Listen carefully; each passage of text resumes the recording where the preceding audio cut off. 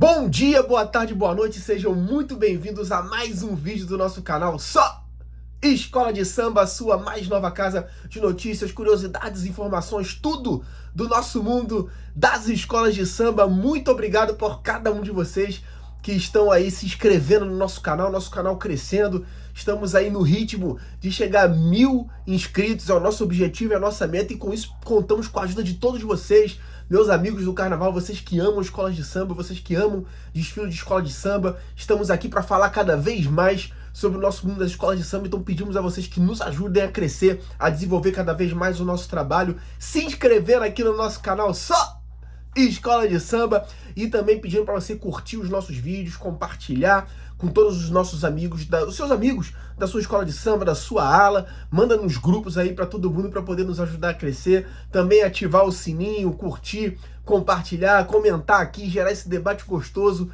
nos nossos vídeos, que é muito importante para que o YouTube veja que os nossos vídeos são relevantes. Muito obrigado mesmo a cada um de vocês que estão aqui conosco no nosso canal Só Escola de Samba. Hoje, o segundo episódio, né, da nossa série Gigantes do Cortejo. Nós fizemos um episódio falando sobre Fernando Pamplona, e hoje nós vamos fazer o segundo episódio falando da nossa série Gigantes do Cortejo, que a gente espera que tenham muitos e muitos aqui pessoas, grandes baluartes, grandes nomes da história dos desfiles da escola de samba, que a gente possa homenagear aqui nos nossos vídeos da nossa série Gigantes do Cortejo. Vocês estão acompanhando aí a gente fazendo vários vídeos sobre notícias do carnaval, do mundo das escolas de samba, tudo o que acontece, falando também sobre cada um dos enredos, e também com essa série Gigantes do Cortejo, agora falando hoje, o nosso homenageado de hoje, o nosso nome de hoje, o nosso Gigante do Cortejo de hoje, é um dos grandes responsáveis pelo carnaval, pelo desfile da escola de samba ser exatamente o que é hoje, né? Com certeza, se essa figura não tivesse existido, se não tivesse realmente seguido os caminhos, né, que ele foi iluminado para poder seguir, para poder fazer, para poder direcionar, com certeza nós não conheceríamos os desfiles das escolas de samba e as escolas de samba como existem hoje, essa festa que a gente ama, que a gente segue, que a gente acompanha o tempo inteiro, o ano inteiro aí na nossa vida, e com certeza tem o seu grande ápice lá no carnaval, seja em fevereiro, seja em março. Estamos falando de Paulo da Portela, é ele mesmo, fundador da Portela, e com certeza um dos grandes responsáveis, se não um grande responsável pelo cortejo, pelo desfile da escola de samba ser o que é hoje. Então, ó, hoje nós vamos falar de Paulo da Portela, fundador da Portela, maior campeã do carnaval, a nossa majestade do samba. Então, juntamente com Antônio Rufino, com Antônio Caetano, foi fundador da Portela. Rufino, que era mais ali a figura ligada às finanças da escola.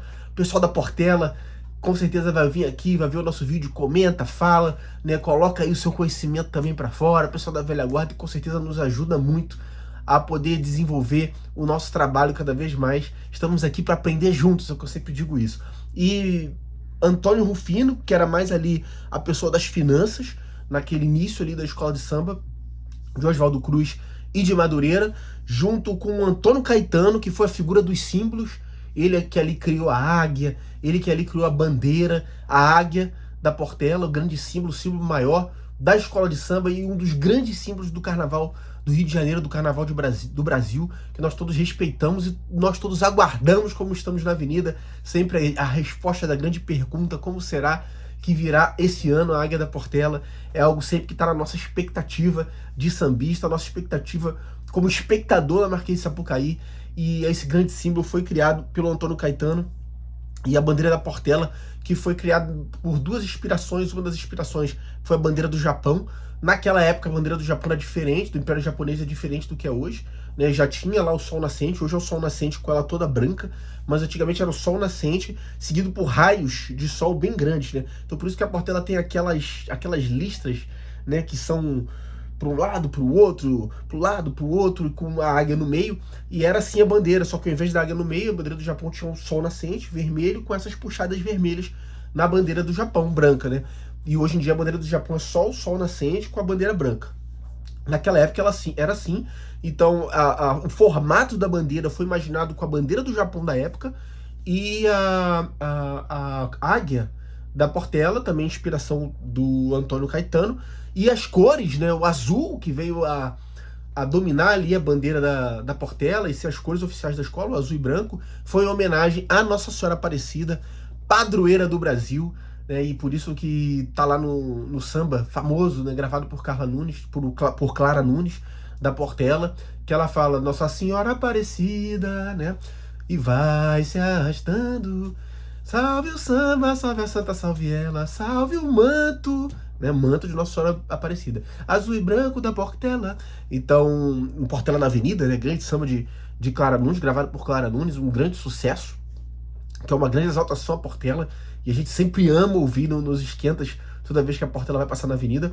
E então é por esse motivo as cores azul e branco da Portela são homenagem ao manto de Nossa Senhora Aparecida, e o formato da bandeira, que muita gente não sabe, é homenagem ao formato antigo da bandeira do Japão. Isso foi o Caetano e o Rufino, daquela parte das finanças, o Caetano, nome dos símbolos, e o Paulo da Portela, que já era compositor de samba, né, um grande sambista, um homem realmente à frente do seu tempo, e que foi ali o grande fundador junto com seus parceiros, né? Na vida, ele que... Paulo Benjamin de Oliveira, né, o grande nome do nosso Paulo da Portela, ele que nasceu em 18 de julho de 1901 e faleceu em 30 de janeiro de 1949, aos 47 anos, como as pessoas morriam jovens, né? Naquele tempo, ainda muito jovem para os tempos de hoje, mas naquele tempo a pessoa com 40 anos já era considerado bem um senhor de idade, e com 60 anos já era considerado completamente um velhinho, né? Então morreu ali aos 47 anos de idade o Paulo da Portela, e trabalhou na sua vida como ilustrador, acostumado a dar brilho às coisas, né, a dar brilho àquilo que ele colocava às suas mãos, e não foi diferente com a sua fundação com a Portela. Deu muito brilho a Portela, muita grandeza, para que se tornasse aí a majestade do samba, maior campeã da história do carnaval. Então deu muito brilho, como trabalhou como ilustrador, e depois deu muito brilho a sua Portela, dá muito brilho até hoje com os seus fundamentos, com o legado que ele deixou ao carnaval carioca, ao carnaval brasileiro. A Portela começou ali em Oswaldo Cruz, né, as baianinhas de Oswaldo Cruz. Pessoal aí que eu falei, né, os portelenses, podem vir falar aqui à vontade, porque a gente está aqui também para aprender junto, a gente estuda também para poder trazer essas informações, né, sobre os nossos grandes baluartes da história do carnaval. E nessa série dos Gigantes do Cortejo, falando hoje sobre Paulo da Portela, ele que fundou as baianinhas de Oswaldo Cruz, que depois passou a ser o conjunto Oswaldo Cruz. Depois, Quem Nos Faz é o Capricho, né, mostrando esse homem que sempre estava muito ligado a ser caprichoso, a ser elegante, a demonstrar a elegância, e ele era realmente um homem de muita presença, de muita elegância, e transferiu isso para o espírito da Portela, que tem esse espírito até hoje de ser elegante, de ser caprichosa, de ser correta na sua estética de carnaval. Então depois ele faz Quem Nos Faz é o Capricho, né? Funda ali Quem Nos Faz é o Capricho, vai mudando de nome, aquele bloco carnavalesco, aquele grupo de carnaval que ele foi trabalhando ao longo do tempo. Depois Quem Nos Faz é o Capricho vai desfilar pela primeira vez quando começa os desfiles oficiais, né? Ali em 1932, como Vai Como Pode, que é com esse nome que a Portela vai ser campeã em 1935, como Vai Como Pode. E depois, Vai Como Pode finalmente se torna o Grêmio Recreativo e Escola de Samba Portela. E então foi assim essa caminhada de nomes até que a Portela de fato se tornasse a Portela. E eu tava falando aqui sobre a elegância de Paulo da Portela. Ele tinha essa coisa de querer quebrar o estereótipo que as pessoas naquele tempo colocavam nos sambistas, né? O estereótipo de ser malandro. Não quer dizer que o cara não pode ser malandro e ser sambista. As pessoas colocavam também, queriam colocar a pecha de vagabundo em cima dos sambistas, né? E ele queria mudar isso, né? O sambista pode ser malandro, a malandragem faz parte do samba, mas ele não é só malandro. Ele também, ele vagabundo de maneira nenhuma, não é vagabundo. Ele queria derrubar esses estereótipos que estavam em cima do sambista para querer colocar uma imagem de maior respeito, que o sambista fosse tratado com respeito e se colocasse como uma pessoa de respeito, nessa imagem de respeito. E então ele sempre procurava se apresentar muito elegante, sempre muito bem vestido, sempre muito posturado, como se diz hoje em dia, para poder estar nos lugares como sambista, para poder quebrar toda essa imagem estereotipada do sambista. Então o sambista tem que ser sim, pode ser da maneira que você quiser, óbvio, mas o sambista pode ser sim elegante, pode ser sim bem colocado, pode ser sim muito bem posturado, e é assim que se colocava sempre Paulo da Portela deixando aí essa mensagem pra gente nos dias de hoje, que o sambista merece e é digno de todo respeito, e ele sempre tinha essa atitude, né? Estava sempre muito elegante, estava sempre muito bem vestido. Foi, além de ter fundado a Portela, o seu primeiro presidente, né? E a sua casa, a casa do Paulo da Portela, Oswaldo Cruz, é interessante entender das raízes do samba, que o samba vai ter muitas suas raízes mais ali da região da Praça 11, a gente sabe disso, questão da casa da Tia Seata, né, próximo ali, Morro de São Carlos, Estácio, e o Paulo da Portela é oriundo da região ali realmente do Estácio. Ele é oriundo da região do Estácio, depois se muda para Oswaldo Cruz e acaba levando com ele essa bagagem do Estácio para Oswaldo Cruz, né, dos primórdios ali do samba e dos sambistas e da casa de Tia Seata, todo aquele espírito sambista que residia ali na região da Praça 11, ele leva para Oswaldo Cruz e você vê que as coisas têm raiz umas nas outras, e a partir dali surge toda a história hoje de samba de Oswaldo Cruz de Madureira, que além de Portela depois vem Império, vem Tradição, e os grandes sambistas da região. A gente pode falar da Serrinha, a gente pode falar de Dona Ivone Lara, a gente pode falar de Silas de Oliveira, a gente pode falar de Arlindo Cruz, enfim. Então Paulo Portela traz essa raiz do Estácio para Oswaldo Cruz para se tornar realmente um grande lugar de sambistas. Então a casa dele, Oswaldo Cruz, vai ser de fato a primeira sede da Portela. Vai ser de fato a primeira sede da Portela, e ao longo do tempo ele teve uma série de histórias com os outros integrantes, com o pessoal de Madureira, histórias de muita amizade, histórias de muitos sambas, histórias de muitas composições e também histórias de desentendimentos, porque faz parte da vida também a questão dos desentendimentos, né? É interessante ver que em 1935 a Portela vai ser campeã pela primeira vez, falando do Vai Como Pode. O Paulo da Portela é autor do samba da Portela daquele ano, no enredo que falava o samba dominando o mundo, e que aquele enredo, né, que foi assinado, vamos dizer assim, né, mais a parte do desenho do Antônio Caetano, que era esse cara dos símbolos, acaba saindo a assinatura oficialmente como se fosse do Antônio Caetano. O Paulo da Portela acaba fazendo samba, porque ele era o cara do samba, ele era o sambista. E esse desfile de 1935, que é o primeiro desfile da Portela como campeã, depois de Mangueira ter sido campeã em 32, 33 e 34, quando dividiu com o Recreio de Ramos, escola que enrolou a sua bandeira, a Portela foi a campeã, ainda com o nome Vai Como Pode, 34, 35, falando sobre o samba dominando o mundo, e ali foi colocado o a primeira alegoria, o primeiro símbolo de alegoria, o primeiro resquício do que viria a ser uma alegoria, aparece justamente nesse desfile, quando vem um globo terrestre de maneira ali bem rústica, né, à frente da escola. Foi ali colocado como a primeira alegoria da história, ali colocada pelo Antônio Caetano, e o samba que foi assinado por Paulo da Portela, o primeiro samba campeão da Portela. Ó, vou até botar um pedacinho aqui, ó, por alto, pra gente não tomar alguma restrição por parte do YouTube. Mas foi esse samba. Graças à velha guarda da Portela, nós temos esses registros que vieram passando de pai para filho, e temos esse registro que foi gravado pela velha guarda da Portela. Canta pra ver como é sublime, nega. A paixão se desfaz, não volta mais, não volta mais.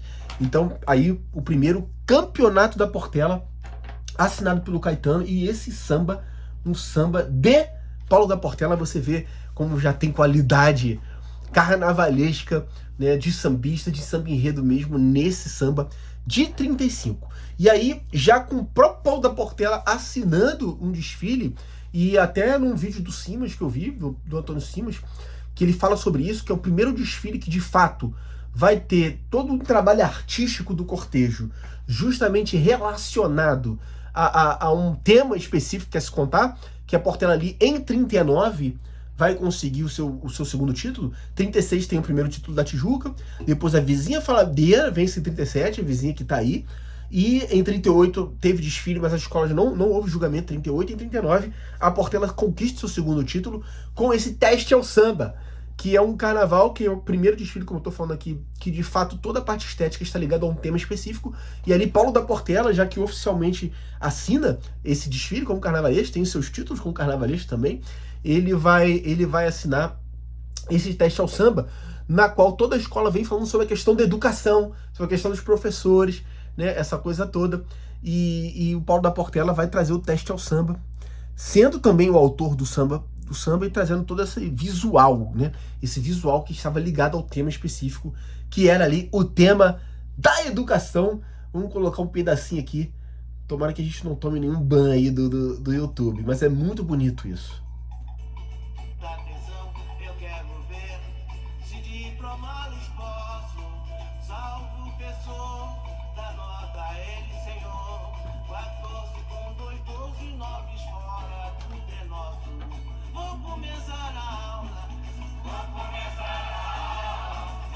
A comissão.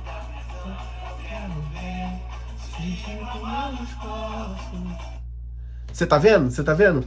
Toda uma questão relacionada à educação, com uma rima muito interessante, com uma letra bem bacana, outro samba enredo histórico, escrito pelo próprio Paulo da Portela, para o enredo da Portela de 1939, teste ao samba, quando a Portela vai ser, pela segunda vez, campeã do carnaval. E aí, em 1941, a Portela vai fazer a sua homenagem aos 10 anos de desfiles. E aí o Paulo da Portela assina novamente com um carnavalesco que viria a ser histórico também dos primórdios do carnaval, que foi o Lino Manuel dos Reis, que depois veio a conquistar o segundo título com a Portela seguido, em 1942, no ano seguido um bicampeonato. E esse samba que foi o 10 anos de glória, na qual o Paulo da Portela também assinou o desfile campeão de 41 como carnavalesco. Então, além de fundador da escola, além de um grande sambista, um grande compositor de sambas enredos, como ouvimos aqui, históricos e campeões do carnaval, Paulo da Portela também foi carnavalesco, pensou carnaval, e Teste ao Samba é um grande exemplo disso, quando ele pensa um desfile todo falando sobre a questão da educação, e 1941, né, e também, né, questionamentos, né, a relação do samba com isso, e em 1941 ele vai falar sobre os 10 anos da Portela, juntamente com o Lino Manuel dos Reis, que também foi um nome histórico dos carnavais, ganhou alguns títulos, no ano seguinte foi campeão de novo com a Portela, depois vai ser campeão com a Portela em 46, na Alvorada do Novo Mundo, vai ser campeão da Portela em 47 com honra ao mérito, então é um carnavalesco que conquistou, e vai ser campeão ainda em 51, 53, ou seja, o carnavalesco que fez história na Portela depois vai ser campeão em 53 ainda, com as 6 datas magnas. Então, ou seja, passou a ser um carnavalesco representativo dos próximos anos, né, da história do carnaval, e assinou o seu primeiro desfile ao lado do próprio Paulo da Portela, quando foi campeão em 1941, falando dos 10 anos de glória da história.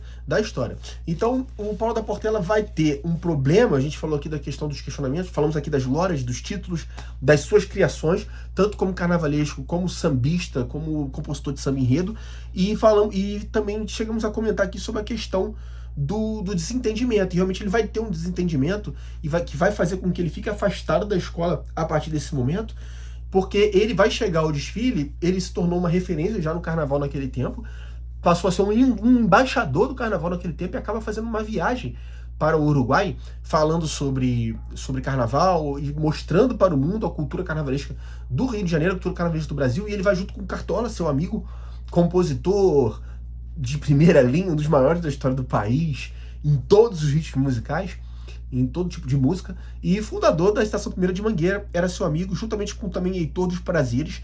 Eles chegaram atrasados no desfile da Portela, justamente voltando de viagem, que tiveram que pegar um trem de São Paulo para o Rio de Janeiro, naquela época. Que saudade, né? Por que a gente regrediu nos transportes? Por que não tem trem hoje? Rio de São Paulo, um grande absurdo da lógica brasileira, mas isso aí é outra história, da questão política.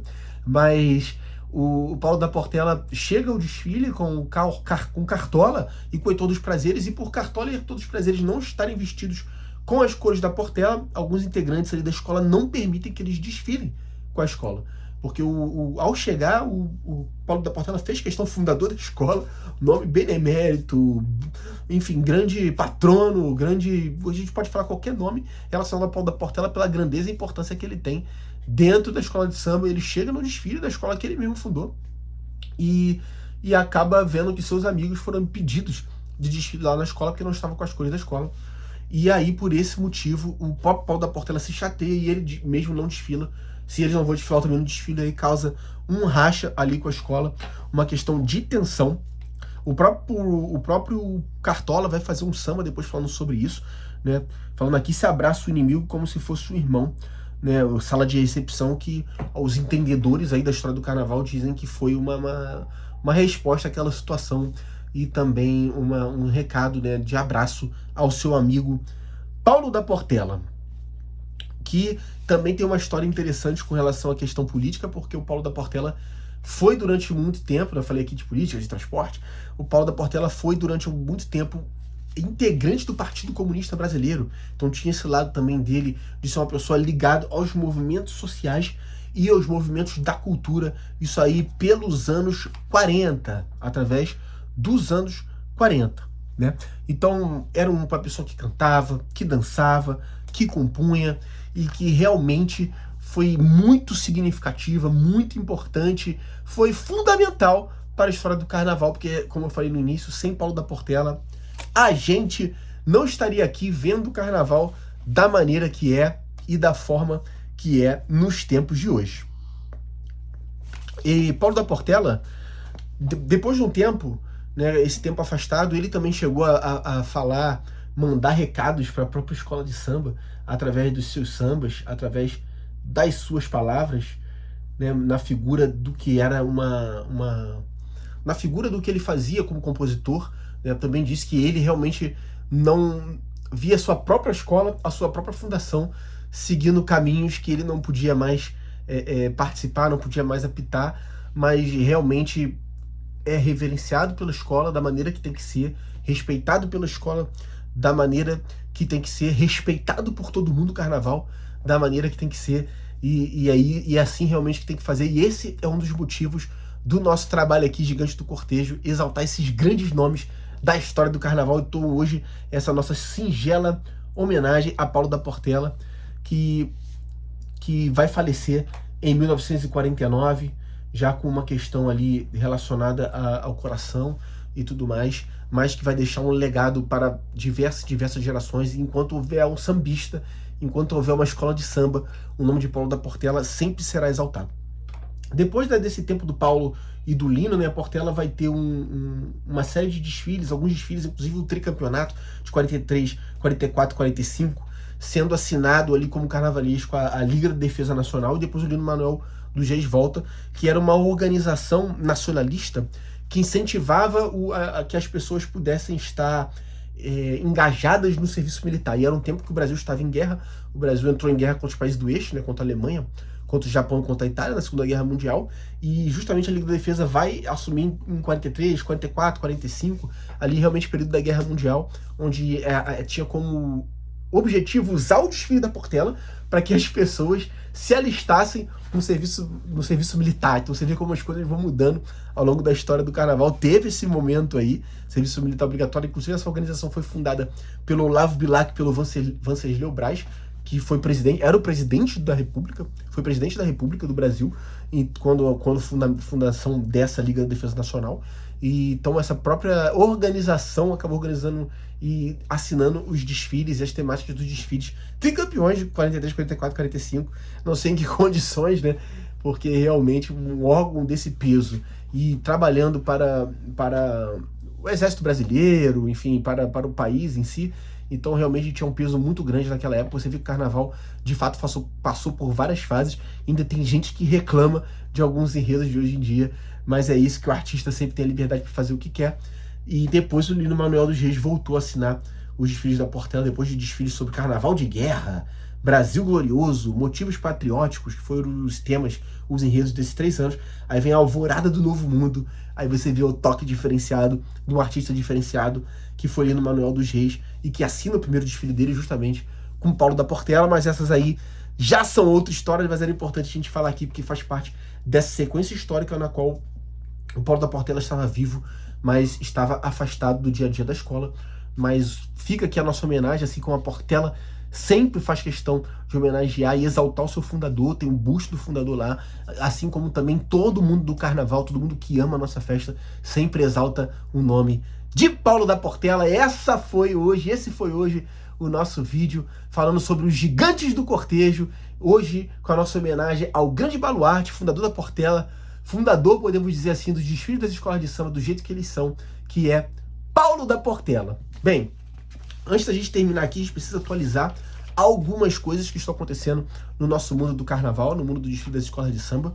Temos algumas notícias aí importantes, né? Hoje, dia de hoje, estamos gravando aqui no sábado, dia 26 de abril de 2025. Vamos ter o prêmio Estrelas do Carnaval, que vai acontecer na quadra da Unidos da Tijuca. Grande evento, mais de 25 escolas de samba, 27 escolas de samba no palco da festa. Até vi a notícia lá no site Carnavalesco.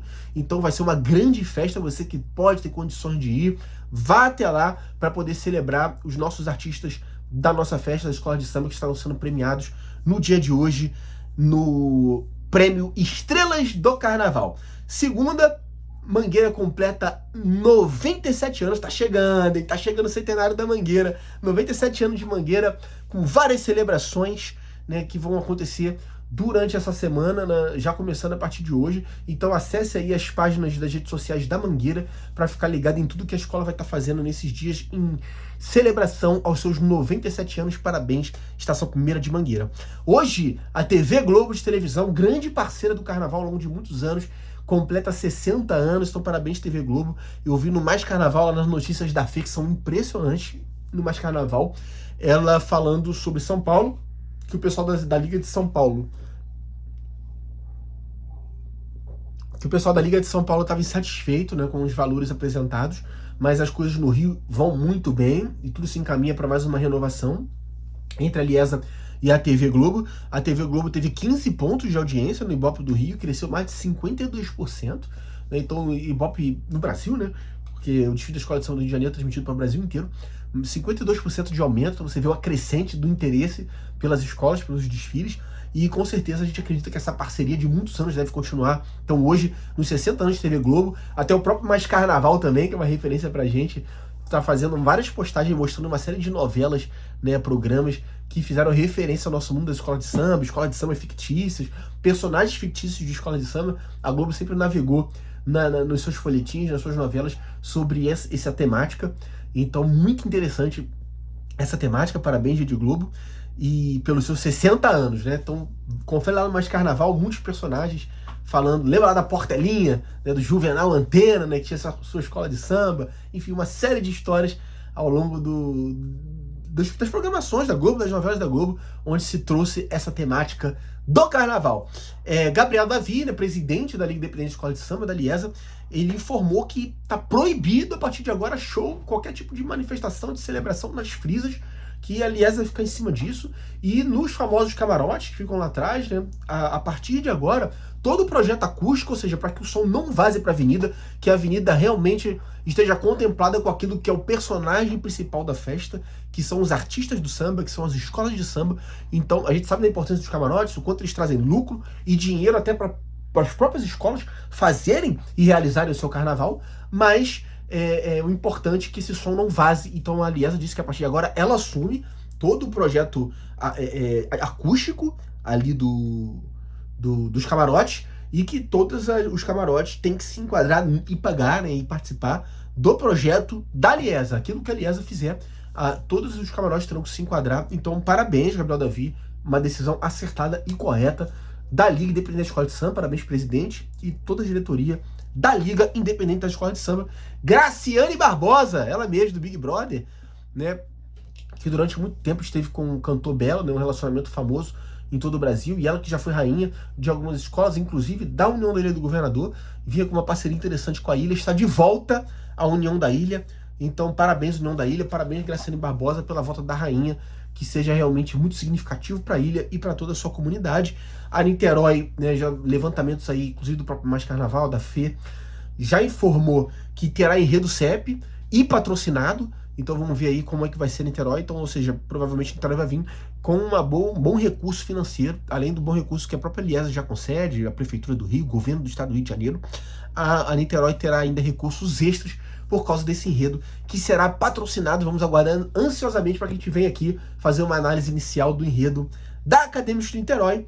E a gente fez lá a live no Mais Carnaval, né, recentemente, o vídeo nosso lá com Mais Carnaval, que nos convidou, a gente fica muito honrado por esse convite. E a Liga Independente da Escola de Samba, ali, com certeza assistiu o nosso vídeo, que a gente fez algumas críticas com relação ao julgamento, e principalmente de não ter pessoas que de fato conheçam e amam a nossa festa no julgamento, e por isso acontece absurdos, como o julgamento de você julgar samba enredo, reclamando de excesso de linguagem, de palavras em Yorubá. Então, acredito que a Liga assistiu e já está convocando aí você que deseja ser jurado, e por favor, você que ama o carnaval, que ama o desfile da escola de samba e deseja ser jurado, ela abriu espaço lá para que você possa enviar o seu currículo e quem sabe ser um jurado do desfile das escolas de samba do Rio de Janeiro. Então essas são as notícias de hoje no nosso canal Só Escola de Samba. Peço mais uma vez a vocês, né, se inscreva no nosso canal, curta o nosso vídeo, compartilhe com os seus amigos, ativa o sininho para que toda vez que a gente venha lançar vídeo novo aqui, você venha rapidamente receber aí a chamada do vídeo novo para poder assistir os nossos vídeos e continuar contribuindo com o nosso canal. A gente também costuma colocar aqui na descrição o Pix do nosso canal para que você possa ajudar a gente a desenvolver cada vez mais. Esse é o nosso canal e continuamos aqui firmes e fortes, e um grande abraço a todos vocês!